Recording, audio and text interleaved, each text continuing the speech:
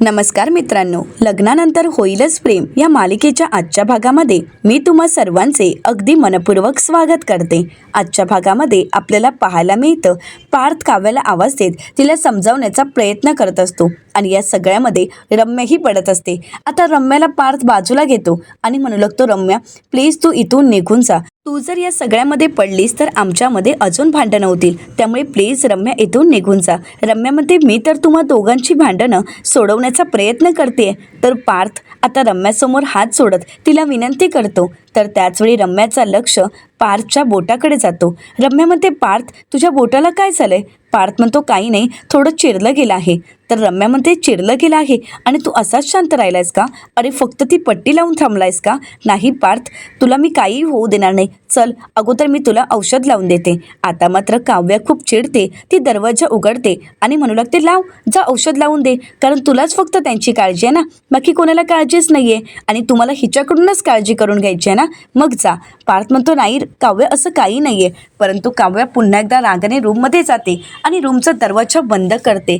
आता मात्र पार्थ रम्याकडे रागाने पाहतो, हे सगळं काही रम्याला आवडतही असतं। आता पार्थ काव्याला आवाज देतो, परंतु काव्या मोठ्यानेच तिथे असणारं एक काचेचं भांडं खाली फेकते आणि तो मोठ्याने आवाज येतात। रम्याही घाबरते। रम्या पार्थला खुणावूनच सांगते की मी इथून जाते, असं म्हणत रम्या तिथून निघून जाते। तर त्यानंतर पार्थ काव्याला आवाज देत म्हणतो, काव्या प्लीज बोला ना, ही फिसकारलेली मांजर। परंतु ही फिसकारलेली मांजर एवढी चिडलेली असते की पुन्हा एकदा काचेची वस्तू खाली फेकत ती राग व्यक्त करते। पार्थ आता काव्याला आवाज देऊन तिला समजावण्याचा प्रयत्न करत असतो, परंतु काव्या मात्र पार्थवर खूप चिडलेली असते। तर दुसरीकडे आपल्याला पाहायला मिळतं कॅफे मिलनमध्ये नंदिनीचे वडीलही आलेले असतात आणि ते जीवावर चिडत म्हणतात, हे सगळं काही तुझं लाईव्हच सुरू असेल ना, असं म्हणत ते जीवावर आरोप करतात आणि एवढ्यावरच न थांबता नंदिनीला म्हणतात, आणि तुझं काय ग, तू लपून छपून याला भेटायला आली आहेस? तर नंदिनी म्हणते, लपून छपून? बाबा तुम्ही हे काय बोलताय? तर नंदिनीचे वडील म्हणतात, खरं तेच बोलतोय। बरं तू जीवाला भेटायला आलीच आहेस ना, मग शेवटचं भेटून घे, कारण यापुढे तू जीवाला भेटणार नाहीयेस, तुझी आणि जीवाची भेट होणार नाही। आता हे ऐकल्यानंतर नंदिनीला धक्काच बसतो। नंदिनी धक्क्यानेच तिच्या वडिलांकडे पाहते आणि प्रश्न करत म्हणते, का?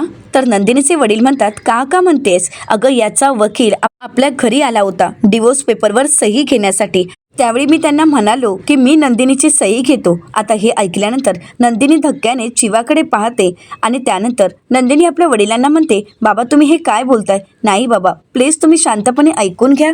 बाबा आपण एक काम करूयात, आपण घरी जाऊन बोलूयात, इथे नको। तर आता नंदिनीचे वडील म्हणतात, का? कशासाठी? अगं या जीवाने तुझ्या आयुष्यासोबत केलेला खेळ हा सगळ्यांसमोरच जाहीर व्हायला पाहिजे।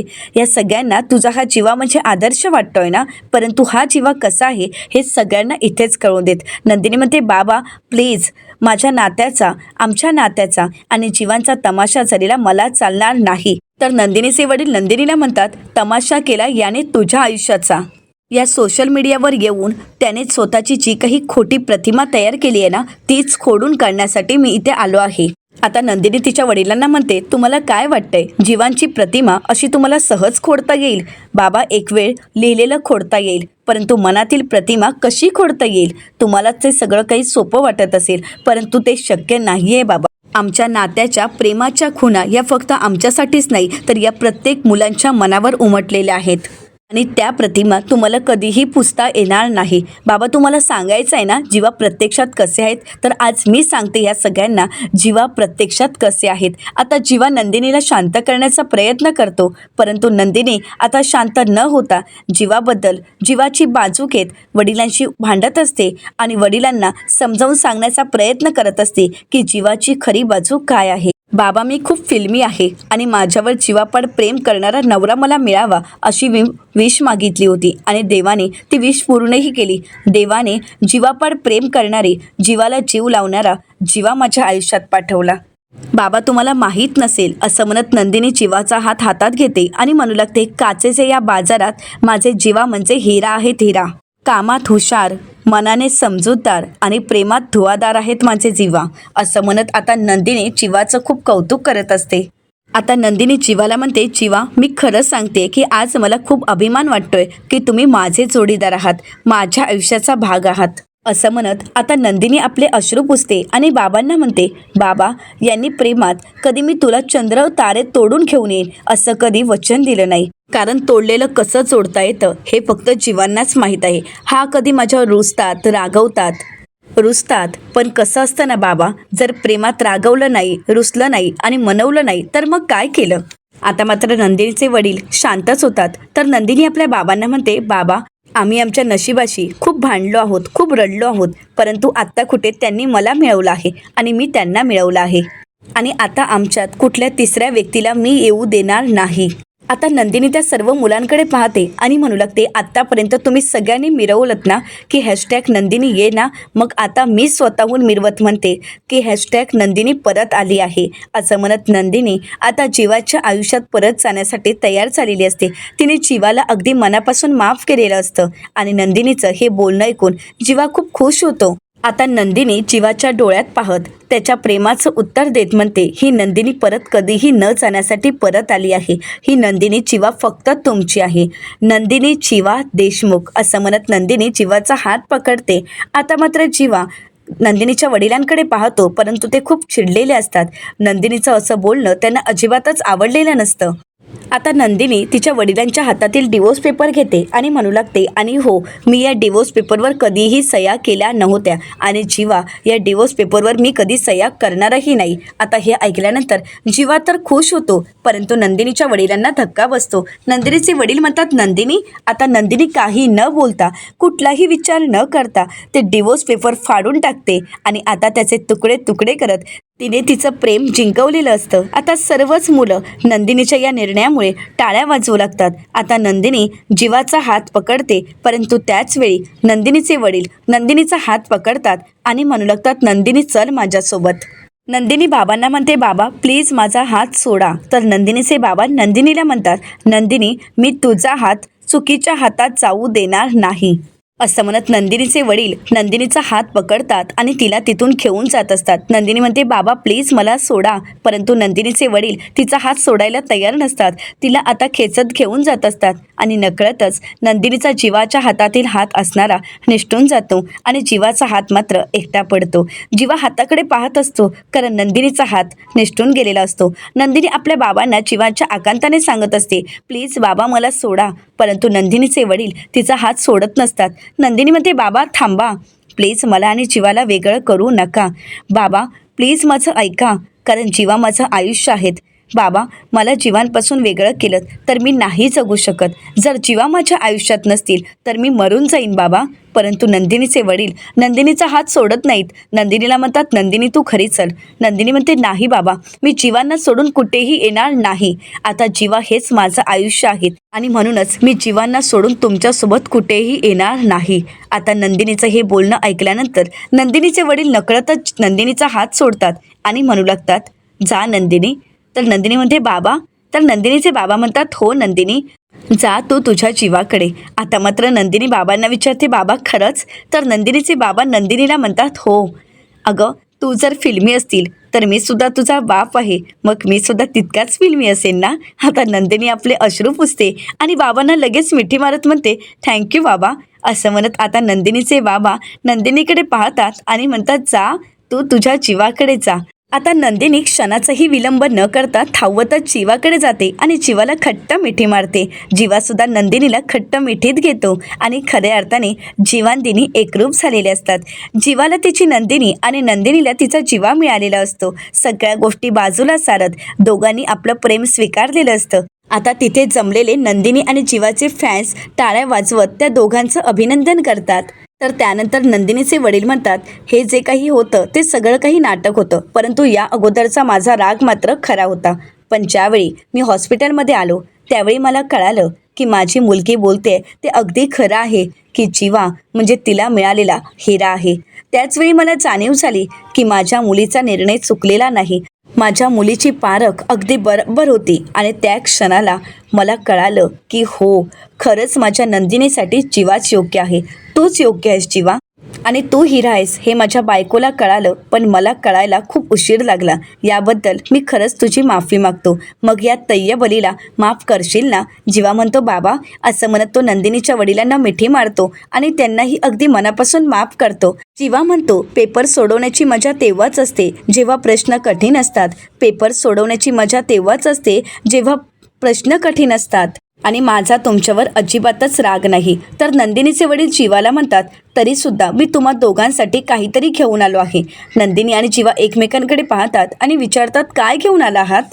तर जीवा विचारतो काय द्यायचं आहे? तर आता नंदिनीचे वडील जीवाला म्हणतात तुमचं जग तुम्हाला परत द्यायचं आहे. असं म्हणत ते आता शारदाताईंना आवाज देतात. आता शारदाताई जीवानंदिनीच्या असणाऱ्या सगळ्या वस्तू घेऊन येतात आणि आता नंदिनीच्या वडिलांच्या हातात देतात. नंदिनीचे वडील म्हणतात की या सगळ्याला मी कचरा समजत होतो. तुमच्या फॅन्सने तुमच्या प्रेमाचा केलेला हा वर्षाव, त्याने दिलेला तुम्हाला हा सन्मान, परंतु माझ्या नजरेत मात्र कचराच होता. खरं तर माझ्या डोळ्यात कचरा गेला होता, परंतु आता मला सगळं लख्ख दिसू लागलं आहे. आता मला सगळ्याची जाणीव झाली आहे आणि म्हणूनच तुमचं जीवानदिनीचं जग मी तुम्हा दोघांना परत देत आहे. असं म्हणत आता त्या बॉक्समध्ये असणाऱ्या सगळ्या आठवणी त्या दोघांना परत करत व्हॅलेंटाईन्स डेच्या शुभेच्छा देत नंदिनीच्या वडिलांनी आता जीवानदिनीचं नातं स्वीकारलेलं असतं. तर आता नंदिनी ही जीवाला म्हणते जीवा मलाही तुम्हाला काहीतरी द्यायचं आहे. जरा क्लिष्ट आहे परंतु तुम्हाला नक्कीच आवडेल. असं म्हणत नंदिनी गुडघ्यावर बसते आणि हातानेच हार्टशेप बनवत जीवाला दाखवत म्हणते हॅपी व्हॅलेंटाईन्स डे. जीवा मी फक्त तुमची आहे. जीवा आय ओ यू. आता जीवाला आठवतं कारण जीवाने सुद्धा नंदिनीला असंच प्रपोज केलेलं असतं. Nandini I owe you. आणि दोघांनीही आता एकमेकांचं नातं स्वीकारत एकमेकांचा आयुष्यभरासाठी स्वीकार केलेला असतो. आता नंदिनीला उठवत जीवा म्हणतो वेडी आहेस का तू? तर आता नंदिनी म्हणते ऐका ना. असं म्हणतात जीवा पुढे जातो आणि म्हणतो बोल. परंतु त्यावेळी नंदिनी जीवाच्या गालावर सगळ्यांसमोरच किस करते. आता सर्वच जण टाळ्या वाजवू लागतात. नंदिनी आपल्या आईवडिलांच्या समोरही जीवाला आपलं म्हणून स्वीकारते आणि त्यावेळी त्या दोघांनाही खूप त्या दोघांचा अभिमान वाटत असतो. तर त्यानंतर या सगळ्याचं सेलिब्रेशन करण्यासाठी नंदिनीच्या वडिलांनी केकही मागवलेला असतो. आता व्हॅलेंटाईन डेचं सेलिब्रेशन करत जीवा नंदिनी केक कट करतात आणि त्यानंतर एकमेकांना केक भरवत नात्याचा स्वीकार करत एका गोड नात्याला सुरुवात केलेली असते. त्यानंतर जीवा नंदिनी आईबाबांना केक भरवतात, त्यांच्या फॅन्सना केक भरवतात. सर्वच जण खूप खुश असतात. जीवानंदिनीचं नातं तर आता एकत्र आलेलं असतं. त्या दोघांनी सगळ्या गोष्टी विसरून आपल्या नात्याचा स्वीकार केलेला असतो. परंतु दुसरीकडे ज्यांनी जीवानंदिनीला एकत्र आणण्याचे प्रयत्न केलेले असतात त्यांच्यामध्ये मात्र रुसवे फुगवे वाढतच चाललेले असतात. या व्हॅलेंटाईन डेच्या निमित्ताने आता काव्याच्या मनात पार्थविषयीचा रुसवा असतो आणि त्याचाच एक मोठा फुगा बनलेला असतो.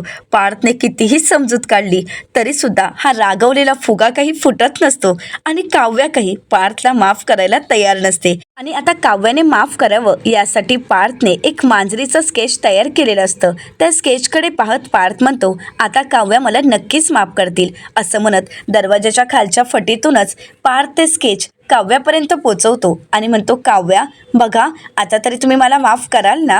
आता पार्थने पाठवलेल्या त्या मांजरीच्या चित्राखाली आय एम सॉरी असंही लिहिलेलं असतं. पार्थ आवाज देत म्हणतो काव्या प्लीज माफ कराल ना? परंतु काव्या ते स्केच पाहते परंतु ती काहीच बोलत नाही. तर पार्थ म्हणतो काव्या प्लीज बोला म्याव. असं म्हणत आता पार्थ मांजरीचा आवाज काढत काव्याला आवाज देऊ लागतो. परंतु काव्या आता पार्थची काही न बोलता ते दरवाजा उघडते. पार्थ म्हणतो मला वाटलंच होतं तुम्ही मला माफ कराल. असं म्हणत पार्थ हात पुढे करतो आणि काव्याचा हात मागणार परंतु काव्या पार्थने दिलेलं स्केच परत करते. आता ते पाहून पार्थला धक्काच बसतो. काव्या रागानेच तरातरा निघून जाते. पार्थ तिच्या मागून जातो आणि म्हणू लागतो मला वाटलंच होतं या रुसलेल्या मांजरीला दुसरी मांजरच शांत करू शकते. हो की नाही? आवडलं ना तुम्हाला स्केच? तुम्ही मला माफ केलंय ना? परंतु काव्या आता गेस्ट रूममधून त्यांच्या रूममध्ये येते आणि दरवाजा बंद करते. पार्थ म्हणतो काव्य हे काय आहे? गेस्ट रूममधून इथे नक्की काय चाललंय? अहो आता तरी मला माफ करा. परंतु काव्या काही पार्थला माफ करायला तयार नसते. पार्थ विचार करतो की आता हिला कसं मनवायचं.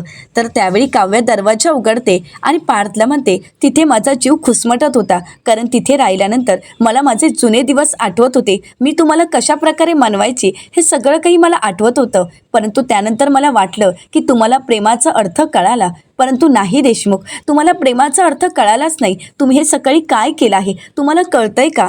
पार्थ म्हणतो, काव्या प्लीज माझं ऐकून तरी घ्या. परंतु काव्या काही न ऐकता दरवाजा बंद करते आणि म्हणू लागते, नाही मला काही ऐकायचं नाही आहे, आणि जोपर्यंत ही गोष्ट मी विसरत नाही तोपर्यंत मी तुम्हाला माफ करणार नाही. खड्ड्यात गेला तो व्हॅलेंटाईन डे. असं म्हणत काव्या पार्थवर खूप चिडलेली असते. पार्थ विचार करतो की काय करावं. पार्थ विचार करत म्हणतो, मी काय करू मला काहीच कळत नाही. काव्यालाच विचारू का? असं म्हणत पार्थ काव्याला आवाज देत म्हणतो, काव्या तुम्हीच सांगा मी काय करू. परंतु काव्या काहीच बोलत नसते. पार्थ आवाज देतो, परंतु काव्याचा पारा इतका चढलेला असतो की काव्या मात्र पार्थला माफ करायलाही तयार नसते. तर दुसरीकडे पाहायला मिळतं, जीवानदिनीचं नातं इतकं घट्ट झालेलं असतं आणि दोघांनीही आपल्या नात्याचा स्वीकार इतका छान पद्धतीने केलेला असतो की आता त्याचं सेलिब्रेशनही करत असतात.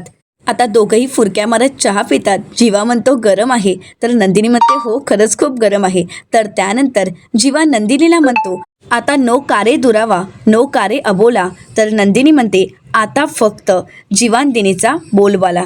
तर नंदिनी पुढे जीवाला म्हणते, जीवा या मिलन कॅफेमध्ये या जीवानदिनीचं मिलन घडवून आणण्यासाठी पार्थ आणि काव्याने काही कमाल आयडिया केली ना, काही कमाल सुचवलं त्यांनी की ज्याच्यामुळे आज दोघंही आपण एकत्र आलो आहोत. तर जीवा म्हणतो खरंच. तर नंदिनी काव्याचं कौतुक करत म्हणते की हो हुशारच आहे माझी बहीण. तर जीवा म्हणतो, खरं तर कमाल आहे माझा बडे भैया, मी तर त्याला आता फोनच करतो. असं म्हणत आता जीवा इकडे पार्थला फोन करतो. पार्थ मात्र काव्याच्याच विचारात हरवून गेलेला असतो. आता ज्यावेळी फोनचा आवाज येतो त्यावेळी पार्थला वाटतं की काव्याचाच फोन असावा. पार्थ लगेच फोन उचलतो, परंतु पाहतो तर जीवाचा फोन असतो. पार्थ म्हणतो, बोल जीवा. तर जीवा आता पार्थला म्हणतो, वा बडे भैया वा, अरे तुम्ही दोघांनी केलेला प्लॅन वर्क झाला बाही. म्हणजे मला आणि नंदिनीला एकत्र आणण्यासाठी तुम्ही कॅफे मिलनमध्ये आम्हा दोघांना भेटवलं आणि कॅफे मिलन या जीवानदिनीच्या या मिलनाचा साक्षीदार ठरला. आता हे ऐकताच पार्थ खुश होतो आणि म्हणू लागतो, काय खरंच कॉंग्रॅच्युलेशन. असं म्हणत पार्थ आता त्या दोघांचंही अभिनंदन करतो.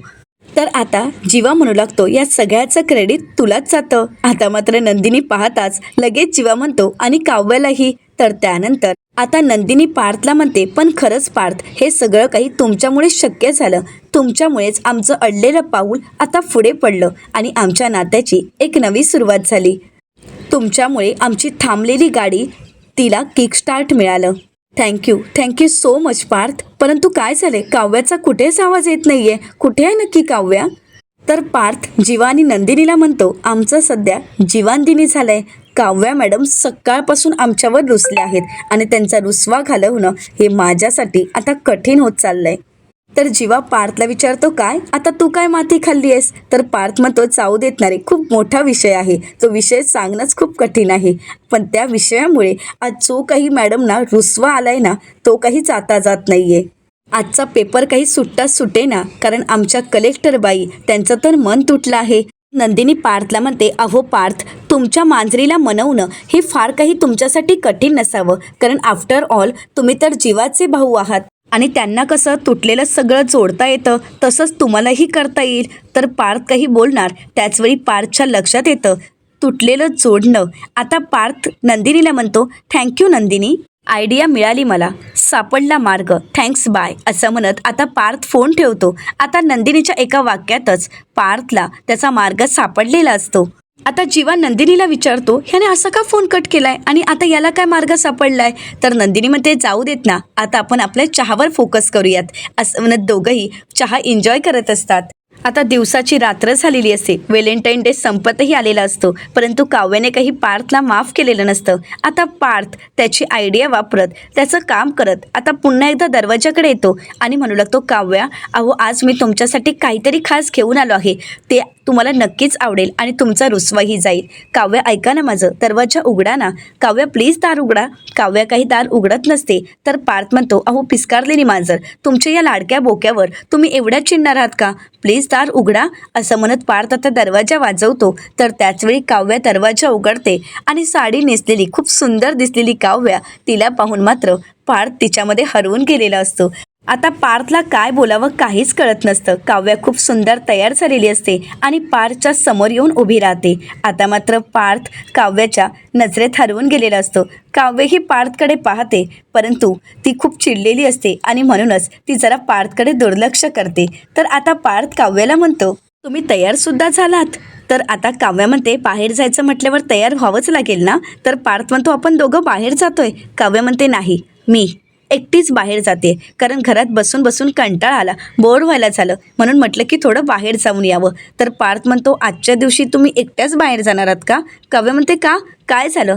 आजच्या दिवशी मी बाहेर जाऊ शकत नाही का? आजच्या दिवशी एकटीने बाहेर कुठे जायचं नाही असं लिहून ठेवलंय का कुठे? आता पार्थला काय बोलावं काहीच कळत नाही. तर काव्या म्हणते, माझं ठरलंय, मी निघते असं म्हणत आता काव्या पार्थशी काही न बोलता तिथून निघून जाते. पार्थ काव्याला आवाज देत थांबवण्याचा प्रयत्न करतो. आता पार्थ काव्याचा हात पकडतो आणि काव्याला म्हणतो, काव्या थांबा, माझ्या हातात काय आहे ते बघून तरी जा. तर काव्य विचारते, काय आहे? तर त्यावेळी काव्याला पार्थ आपल्या हातात काय आहे हे दाखवतो. पार्थच्या हातात असतं काव्यार्थ नावाचं मंगळसूत्र. जे मंगळसूत्र पार्थने तोडलेलं असतं तेच आज त्याने चोळलेलं असतं आणि काव्यासाठी तो ते खास मंगळसूत्र घेऊन आलेला असतो. आता काव्या पाहते आणि तिचे डोळे पाणावतात, कारण त्याच मंगळसूत्रासाठी तिचा जीव तडफडत असतो आणि ते मंगळसूत्र आज तिला मिळालेलं असतं. पार्थ ते मंगळसूत्र पकडून काव्यासमोर उभा असतो. मंगळसूत्र स्वतःच्या हाताने घालण्यासाठी तो आता काव्याकडे पाहत असतो. तर येणाऱ्या पुढील भागामध्ये आपल्याला पाहायला मिळतं काव्याचा रुसवाही केलेला असतो आणि त्या नात्याला एक वेगळं वळण मिळालेलं असतं. दोघंही एकत्र आलेले असतात. तर दुसरीकडे जीवा आणि नंदिनी यांचंही नातं घट्ट झालेलं असतं. तर वसू आता रम्याला म्हणतात, पार्थ, काव्या, जीवा, नंदिनी यांचं नातं आता इतके छान वळणावर आलं आहे ना, की आता त्यांचं नातं बिघडवणं किंवा त्यांना वेगळं करणं शक्य नाही. तर नंदिनी जीवाच्या डोळ्यात पाहत जीवाला म्हणते, जे माझं आहे ते मला मिळालं आहे. तर दुसरीकडे पार्थ काव्याच्या डोक्यावर केस करतो आणि हे सगळं काही रम्या पाहत असते. तर वसू आता रम्याला म्हणतात, आता मला नाही वाटत की पार्थ आणि काव्याच्या प्रेमाचा गळा कोणी दाबू शकत. आता मात्र रम्या चिडते आणि वसू आत्यांचाच गळा दाबते. वसू आत्या रम्याला म्हणतात, रम्या सोड. रम्या आपल्या आईला विचारते की आता कसं वाटतंय, परंतु वसू आत्या रम्याचं हे रूप पाहून घाबरून गेलेले असतात. आता रम्या नक्की पुढे काय करेल हे पाहणं अतिशय रंजक ठरणार आहे. मित्रांनो, अशाच मालिकांचे नवनवीन अपडेट पाहण्यासाठी चॅनलला नक्कीच सबस्क्राईब करा. आजचा व्हिडिओ तुम्हाला कसा वाटला हे कमेंट करून नक्कीच कळवा. आजचा व्हिडिओ जर तुम्हाला आवडला असेल तर व्हिडिओला लाईक करायलाही विसरू नका. व्हिडिओ पाहिल्याबद्दल तुम्हा सर्वांचे अगदी मनपूर्वक धन्यवाद.